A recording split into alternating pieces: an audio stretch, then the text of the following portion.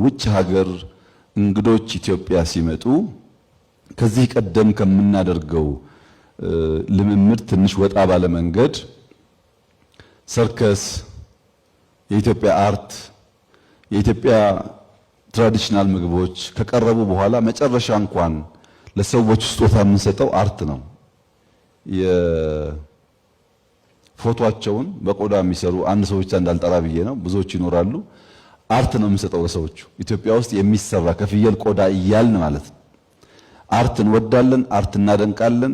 ኢንቨስት ማድረግ ባለብን ልክ አላደረግንም ይሆናል። ቅድም ብርሃኑ እንዳለው ውስንነት ስላለ እናሻሽላለን፣ እንሞክራለን።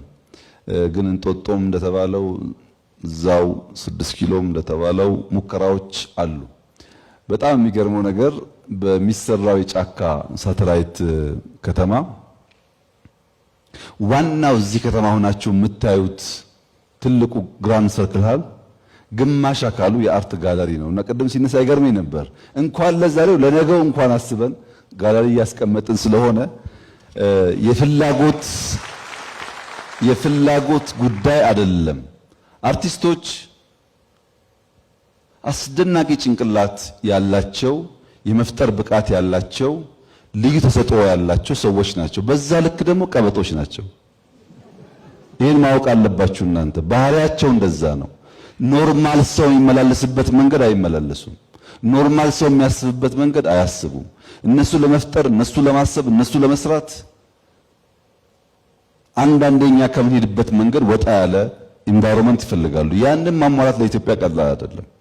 የጫካ ሳውዝ ጌት ፊት ለፊት 70-80 ሄክታር መሬት በጣም በድሮ ቋንቋ ቁልፍ የሚባል ኪስ መሬት ሁለቱን ያዋልነው ለኮፊ ሙዚየም እና ለሉሲ ሙዚየም ነው። የኮፊ ሙዚየም ብቻ 20 ሄክታር በላይ ቦታ ነው የሚወስደው። የሉሲ ሙዚየም ያልነው ቅድም ጠያቂው ያነሱትን ዋናው ብሔራዊ ሙዚየም በቂ ቦታ ለጊዜው ያለውን አድሰን እንስራ ብለን ነው። ግን ዋጋው በጣም ከባድ ስለሆነ ለጊዜው ዲዛይን እና ቦታ አዘጋጅተናል። ስናገኝ ደግሞ በደንብ ቆንጆ ነገር ሰርተን የእናንተን ደስታ እናበዛለን። ግን ቀላል ነገር አይደለም፣ ቀላል ስራ አይደለም።